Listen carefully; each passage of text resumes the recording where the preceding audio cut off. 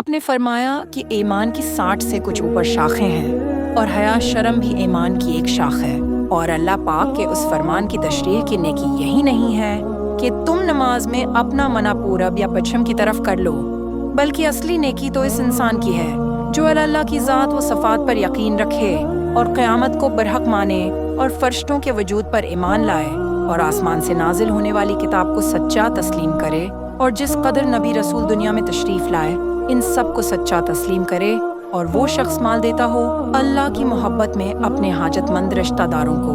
اور نادار یتیموں کو اور دوسرے محتاج لوگوں کو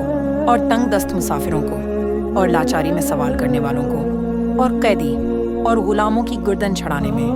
اور نماز کی پابندی کرتا ہو اور زکوٰۃ ادا کرتا ہو اور اپنے وعدوں کو پورا کرنے والے جب وہ کسی امر کی بابت وعدہ کریں، اور وہ لوگ جو صبر و شکر کرنے والے ہیں تنگ دستی میں اور بیماری میں اور مارکہ جہاد میں، یہی لوگ وہ ہیں جن کو سچا مومن کہا جا سکتا ہے، اور یہی لوگ در حقیقت پرہیزگار ہیں۔ یقیناً ایمان والے کامیاب ہو گئے جو اپنی نمازوں میں خشوع و خضوع کرنے والے ہیں، اور جو لغو باتوں سے برکنار رہنے والے ہیں،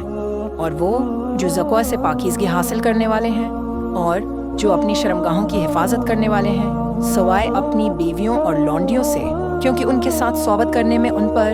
کوئی الزام نہیں، ہاں جو ان کے علاوہ زنا یا لواطت یا مشت زنی وغیرہ سے شہوت رانی کریں، ایسے لوگ حد سے نکلنے والے ہیں، اور جو لوگ اپنی امانت و عہد کا خیال رکھنے والے ہیں، اور جو اپنی نمازوں کی کامل طور پر حفاظت کرتے ہیں، یہی لوگ جنت الفردوس کی وراثت حاصل کرتے۔ ابو عبداللہ امام بخاری نے فرمایا اور ابو معاویہ نے کہ ہم کو حدیث بیان کی داؤد بن ابی ہند نے، انہوں نے روایت کی عامر شابی سے، انہوں نے کہا کہ میں نے سنا